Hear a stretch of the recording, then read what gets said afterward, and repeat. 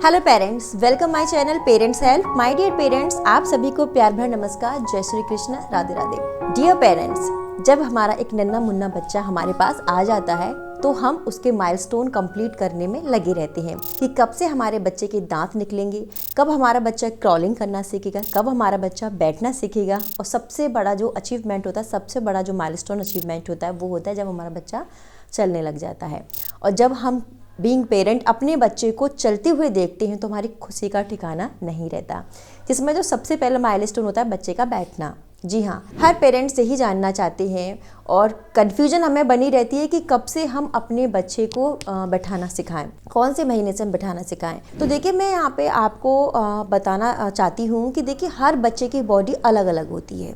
कुछ बच्चे बर्थ से ही थोड़े वीक होते हैं, कुछ बच्चे हेल्दी होते हैं, कुछ मीडियम बच्चे होते हैं। तो अगर आपका बच्चा थोड़ा वीक है या प्रीमेच्योर है, टाइम से पहले उसका बर्थ हुआ है, ट्विंस हैं, तो इन बच्चों में थोड़े से हेल्थ इश्यूज रहते हैं, या आपके बच्चे को कोई जन्म से ही कोई प्रॉब्लम है, तो ऐसे बच्चे थोड़ा लेट बैठना सीखते हैं, उनके जो माइलस्टोन है थोड़े लेट रहते हैं, ठीक है।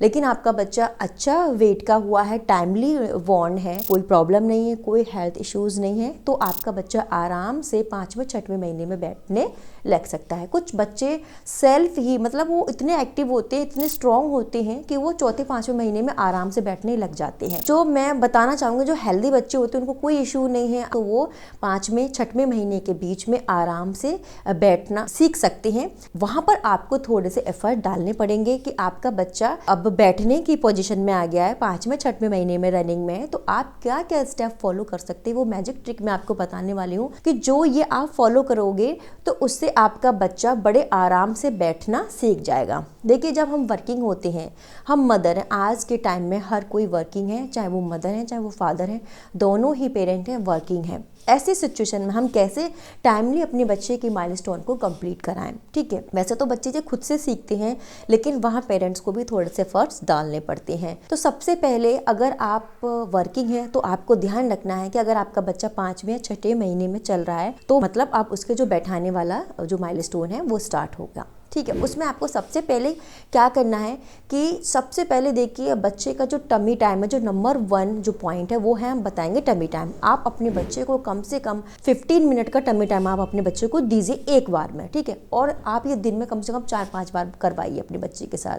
आगे पिलो लगा दीजिए और फिर आपको अपने बच्चे को टमी टाइम देना है, ठीक है। आप चाहें तो कुछ टॉयज भी बच्चे को दे सकते हैं, बच्चा उनमें खेलता रहेगा और मज़े से वो उसे एंजॉय करेगा, उसे किसी भी प्रकार का प्रेशर नहीं लगेगा। तो जो सबसे पहले आपको जो स्टेप करना है वो है टमी टाइम का। अगर आप प्रॉपर तरीके से टमी टाइम दे रहे हैं तो बच्चा बड़े आराम से बैठ पाएगा। नंबर 2, आपको क्या करना है, जब बच्चा लेटा होता है, सीधे स्ट्रेट लेटा हुआ होता है, तो आप अपनी दोनों फिंगर अपने बच्चे के हाथ में पकड़ा दीजिए और बच्चे को उठाने की कोशिश करिए। तो उससे जो बच्चे की नेक है और जो शोल्डर है वो मजबूत रहेंगे और बच्चा अपने आप को, अपनी बॉडी को उठाने की कोशिश करेगा। आपकी जो दोनों उंगलियां वो ग्रिप में पकड़ लेगा और वो खुद से बैठने की कोशिश करेगा। तो ये आपको जब भी आप फ्री होते हैं तब ये आप रिपीटेशन कर सकते हैं। अपने दोनों जो फिंगर है बच्चे के हाथ में दे दीजिए, उनको होल्ड करके वो खुद से ट्राई करेगा उठने के लिए, ठीक है। नंबर 3, आपको क्या करना है कि आप अपने बच्चे को फ्लैट सरफेस पे बिठा दीजिए। आप बेड भी यूज़ कर सकती हैं, कोशिश करें कि आप ज़मीन ले लीजिए फर्श पर, और वहाँ पर अच्छे तरीके से आप बच्चे के चारों तरफ इस तरीके से पिलो या बाउंड्रीज बना दीजिए कि अगर आपका बच्चा डिसबैलेंस होता है, गिरता है, तो उसके हेड इंजरी ना हो, ठीक है। और बच्चे के जो दोनों पैर हैं वो खोल दीजिए और वी शेप इस तरीके से के जो बच्चे के दोनों पैर आप ऐसे खोल दीजिए, दोनों पैर इस तरीके से खुल जाएंगे, वी शेप बन जाएगी। और जो बच्चे के हाथ हैं वो बच्चे के थाई पर रख दीजिए, ठीक है। इस तरीके से आपको 5-5 मिनट तक आपको अपने बच्चे को इस तरह से बिठा के रखना है। फर्श पे आप बिठाएंगे तो बच्चे का जो हिप एरिया है, जो बेस है बच्चे का, वो मजबूत बनेगा और बच्चा बड़े आराम से बैठना सीखेगा। आप स्टार्टिंग फर्श से ही करिए, फर्श पे बिठा कर ही करिए। तो इस तरीके से आप बच्चे के दोनों पैर खोलकर एक वी शेप बना दीजिए और बच्चे के जो दोनों हाथ हैं बच्चे के थाई पर रख दीजिए और आपको वहाँ पर बच्चे को खुद से होल्ड करके बैठना पड़ेगा। कम से कम आप 5 मिनट बच्चे को होल्ड करिए और ऐसे रिपीटेशन आप दिन में 3-4 बार कर सकते हैं, ठीक है। तो बच्चे के बैक को सपोर्ट मिलेगा और बच्चा ऐसे करोगे आप बार बार अपने बच्चे को, तो उसको थोड़ा थोड़ा बैठना आएगा। इसके बाद जो 4th स्टेप है वो क्या आप यूज़ कर सकते हैं कि आप जब भी फ्री होती हैं आप अपने बच्चे को गोदी में लेके बैठ जाइए। इस तरीके से आप अपने बच्चे को गोदी में लेकर बैठ सकती हैं। अपनी लैप में बच्चे को बिठा लीजिए और बच्चे को होल्ड करके आप बैठे रहिए, तो बच्चे को बहुत आराम मिलता है, बहुत कंफर्ट फील होता है।